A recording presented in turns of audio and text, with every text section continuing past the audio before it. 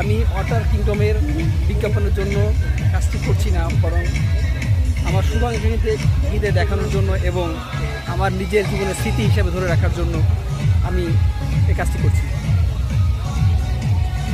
আসুন আমরা ধীরে ধীরে বিভিন্ন ইভেন্টগুলা ঘুরে ঘুরে দেখি। যদিও প্রচণ্ড রোদ রয়েছে, বাট তারপরও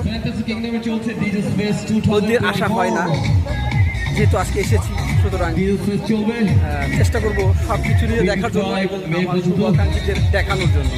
আশা করি সকলেরই ভালো লাগবে।